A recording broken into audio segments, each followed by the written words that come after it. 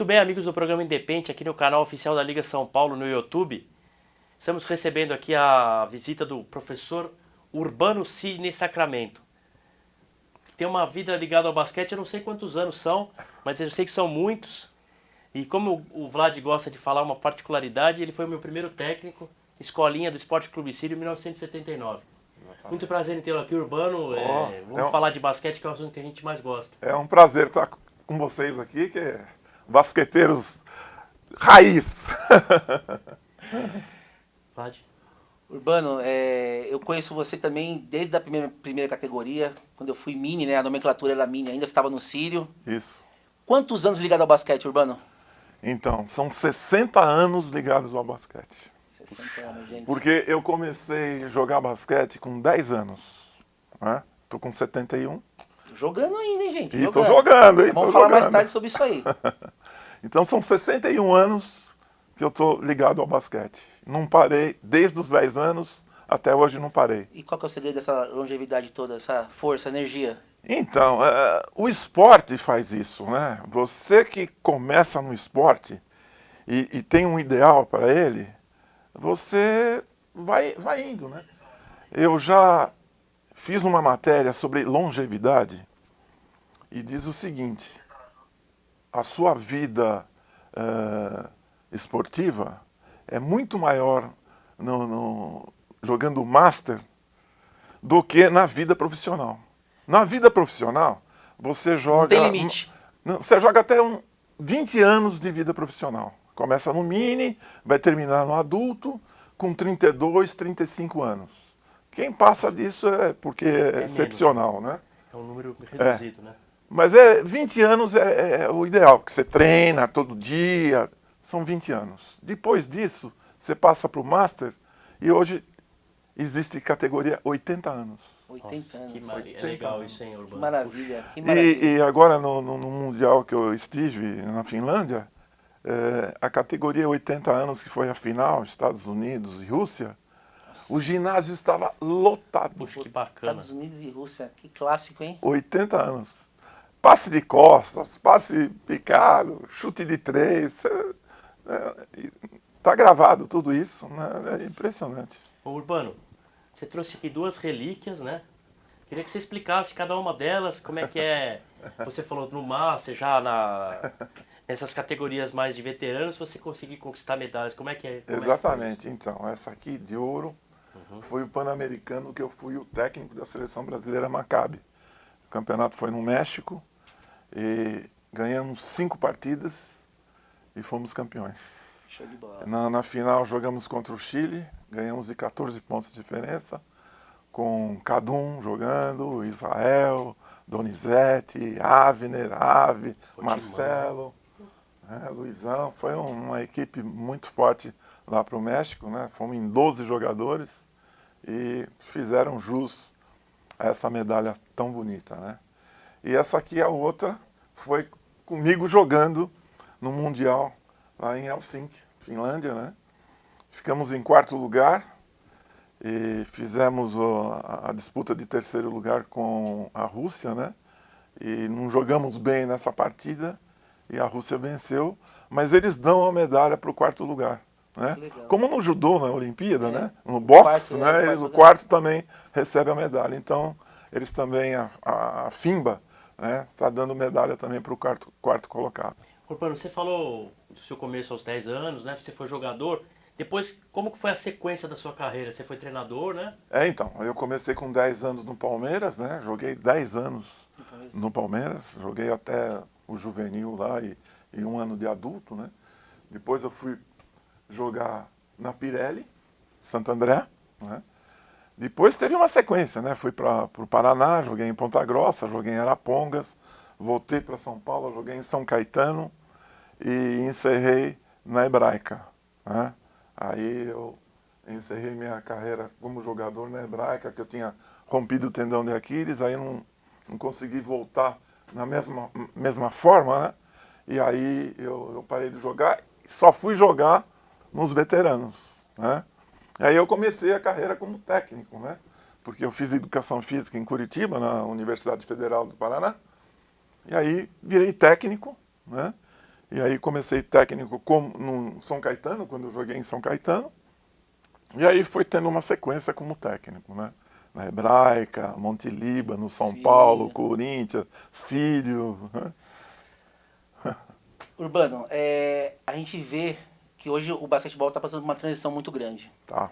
Você que é, como diz o basqueteiro, de raiz, que foi atleta num tempo áureo e também foi técnico também, passou muita gente boa com você. Isso. Hoje, o que você acha que tem diferente em relação às categorias de base? Porque na nossa conversa com os outros participantes do canal, eles falam da questão da diferença do trabalho, de como é feito. O que você acha que está faltando ou mudou muito com o tempo? Mudou, né? E atualmente é o seguinte, nós teríamos que ter mais jogadores, mais praticantes, Mais clubes. mais clubes, mais colégios, né? Colégios praticando, né? E dar fundamento para essa garotada, né? Tem que começar com fundamento, escolinha. Hoje, principalmente nos clubes, né? A diretoria exige resultado, né? Fala, quero que o meu time seja campeão, vou arrumar um patrocínio aqui, mas o time tem que ser campeão. Aí eles fazem coisas imediatas, né?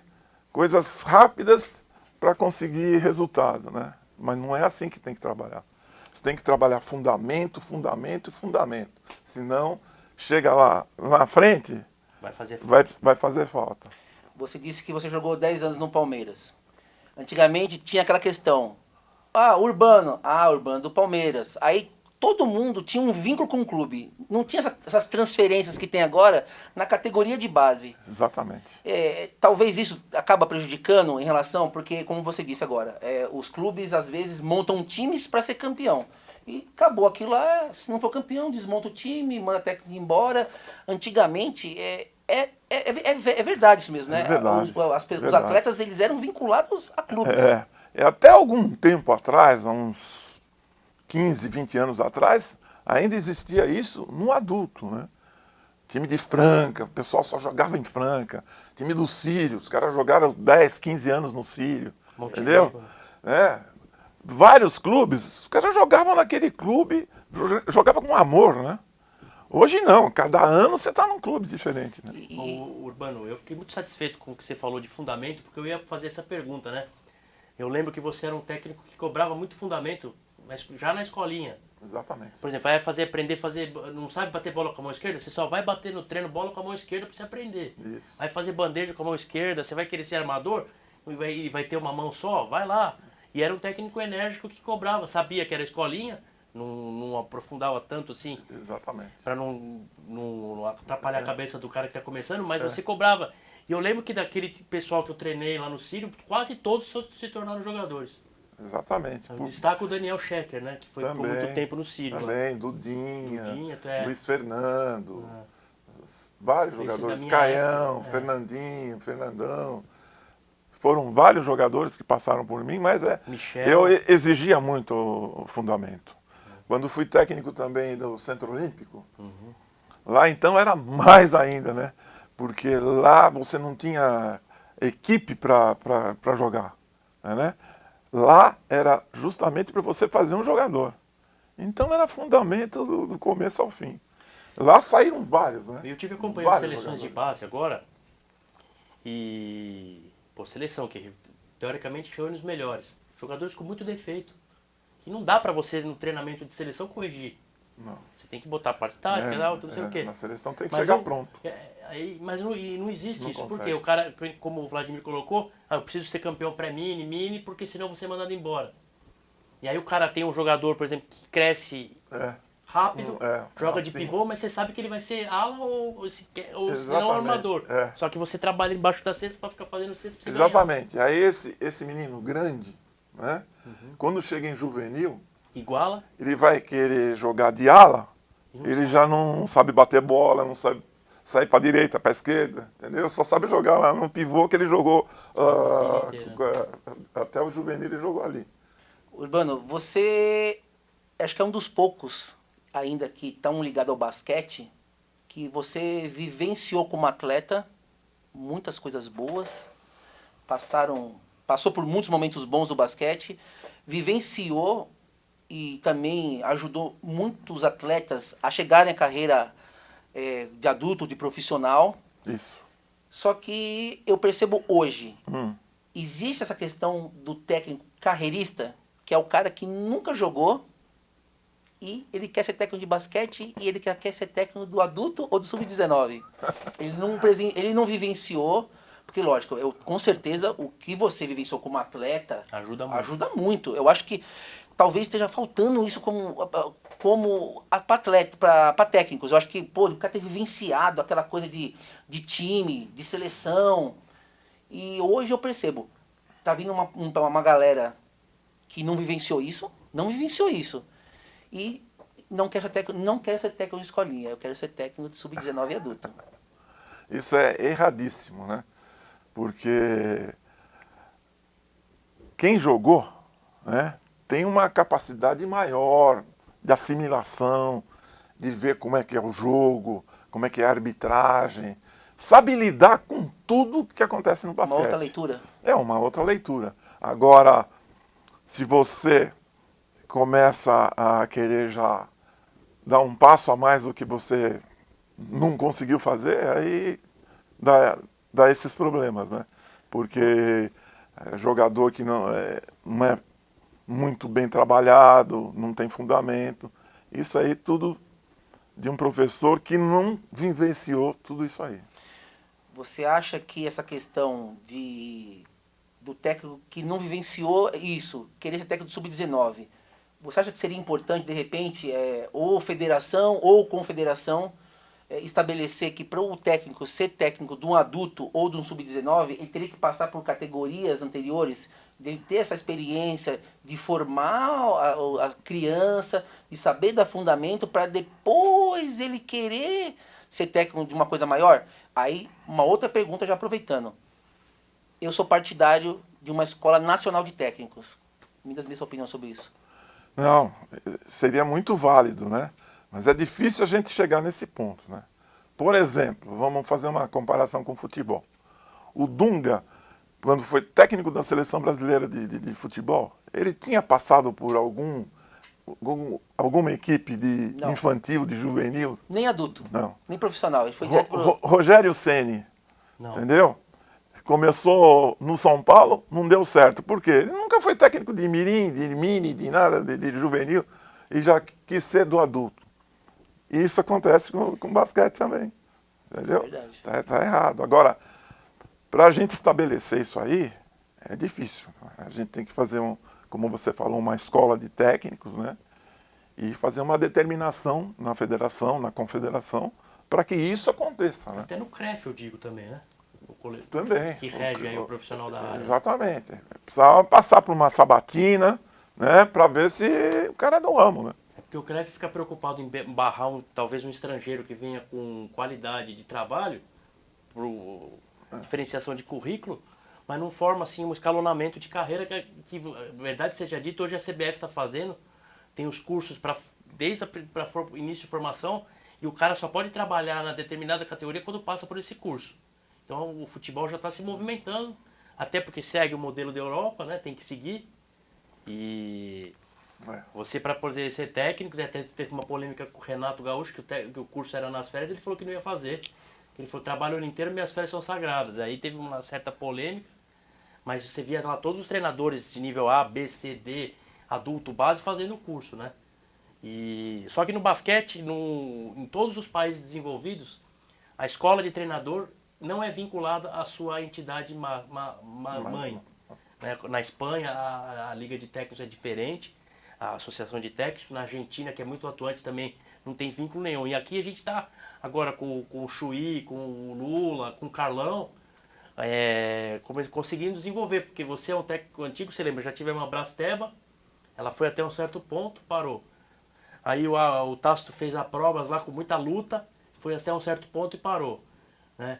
Os jogadores agora criaram associação que não tem ainda aquela união, mas já ajuda na parte do direito para conseguir reivindicar o que ele tem de direito quando o clube não cumpre. A gente está vendo aqui as suas medalhas, hoje, o que você está fazendo? Quem você comanda? Que time que você joga? Como que tá você no basquete?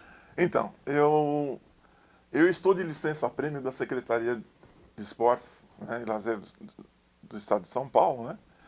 Eu sou técnico do Maccabi Hebraica da equipe Master, 55 anos, que eu sou técnico e jogo também. Opa, Né? polivalente. E jogo no Pinheiros, na categoria 68 e 70. E tem a Climax, que é uma empresa de um amigo, que fizemos uma equipe que a gente joga o 68. Pô. Então eu jogo 4 categorias. Pô, e fora o comando técnico. Fora o comando técnico do Maccabi Hebraica. Ô, Urbano, para o nosso internauta que não tem muita ligação com o basquete, está acompanhando o programa, como conseguir ter essa longevidade na carreira, jogar? Como é que você se cuida? Você faz exames periódicos? Como é que funciona?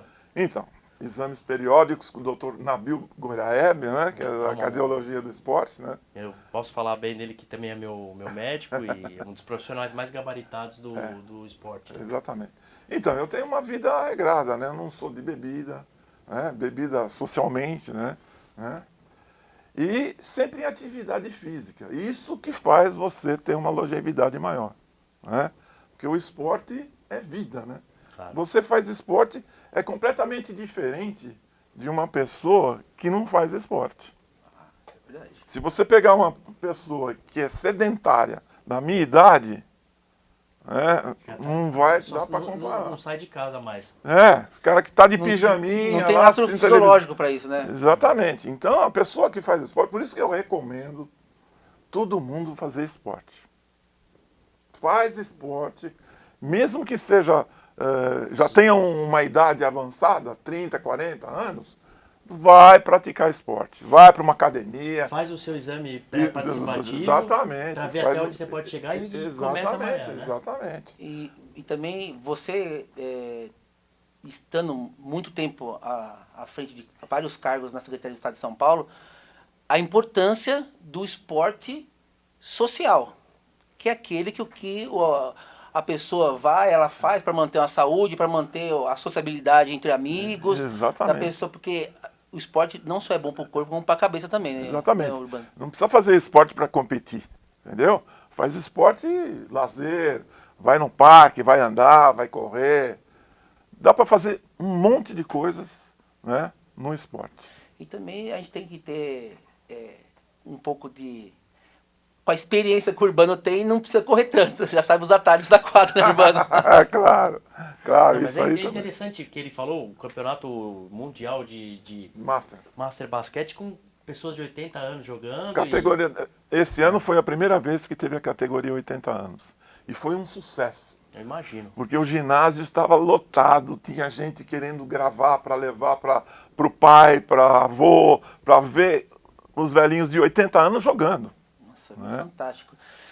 A gente sabe que a participação do Brasil sempre tem várias estrelas, né? Cadum, Israel, Urbano. E dos outros países, Urbano? Essa participação também das estrelas que jogavam muito tempo atrás também é a mesma? Sim, a equipe dos Estados Unidos sempre leva umas equipes fortíssimas. A equipe da Itália, você não acredita o tamanho dos caras, né? As equipes vão fortes, né? Vão, porque eles praticam... É mais fácil que no Brasil, porque a seleção brasileira, como é um país muito grande, então vem um de Pernambuco, outro do Paraná, outro de Goiás, entendeu? É mais difícil de se encontrar, né? Até no veterano. E esses outros países, eles levam a equipe da cidade. Então os caras já jogam desde do juvenil, eles jogam até um entrosamento maior. Você falando agora dessa questão, nosso país é um país continental, muito grande, e você falou dessa dificuldade que às vezes um cara mora no Maranhão, outro no Minas, é muito grande. E a Thelma veio aqui num programa, a Thelma Tavernari veio num programa, Sei.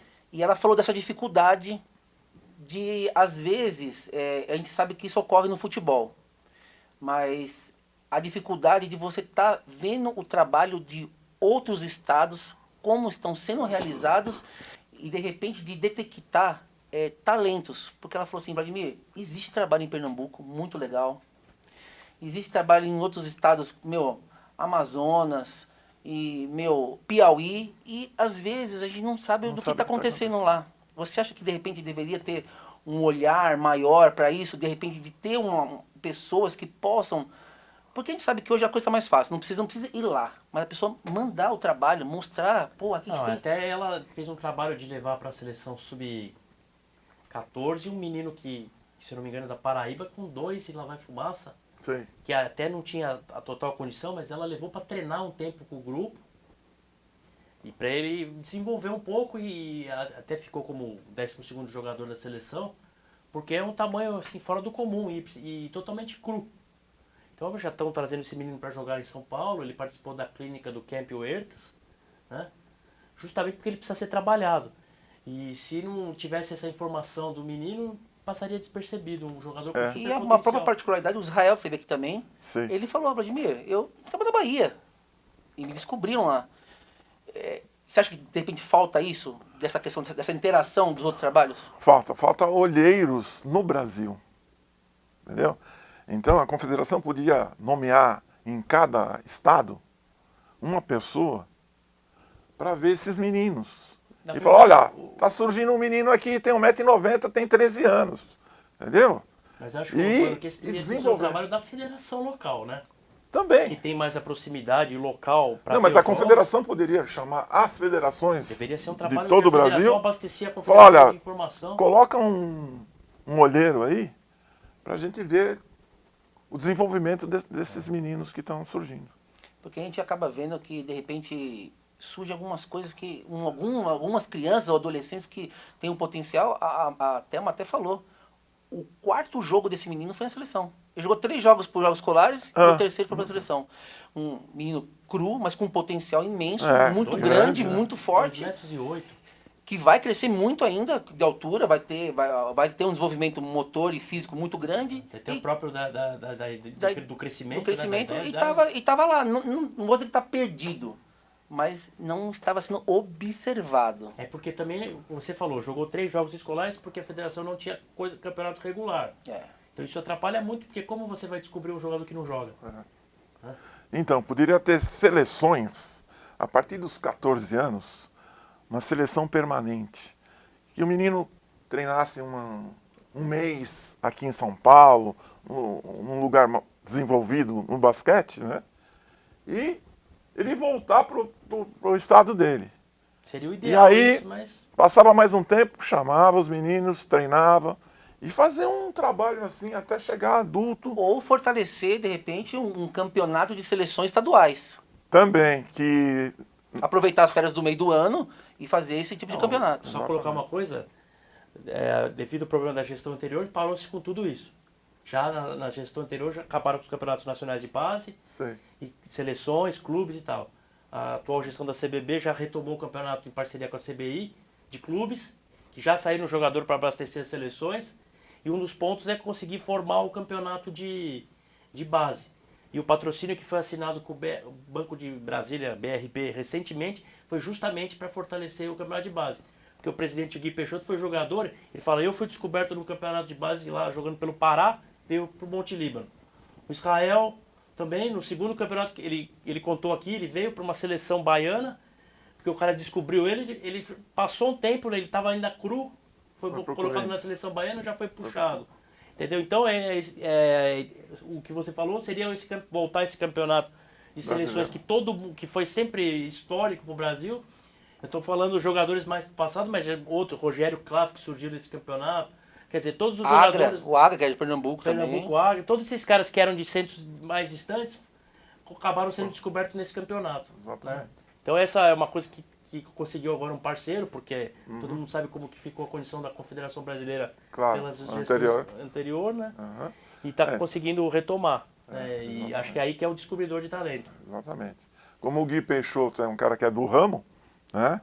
Começou o basquete também cedo, foi um ótimo jogador de basquete. Então ele sabe as dificuldades que tem e o que é necessário fazer.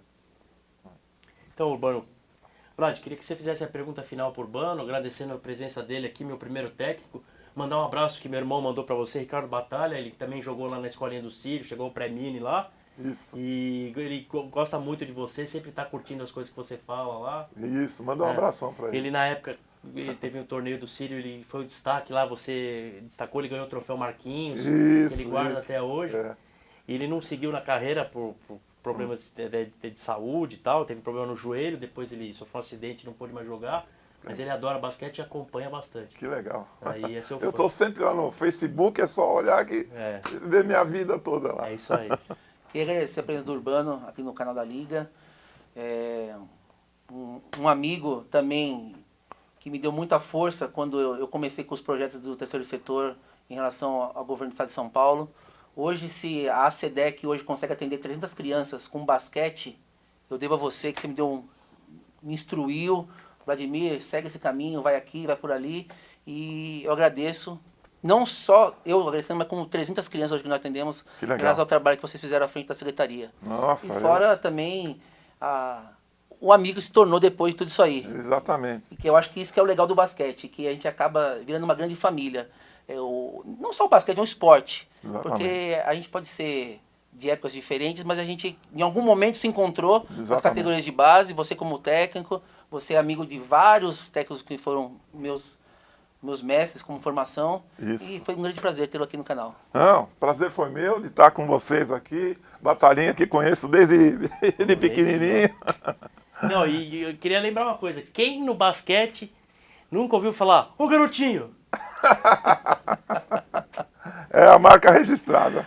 É isso aí, pessoal. Uma grande entrevista com o Urbano. Valeu. Quero agradecê-lo pela presença. A gente é amigo, mas foi a primeira vez que a gente faz uma entrevista assim, maior, com mais tempo.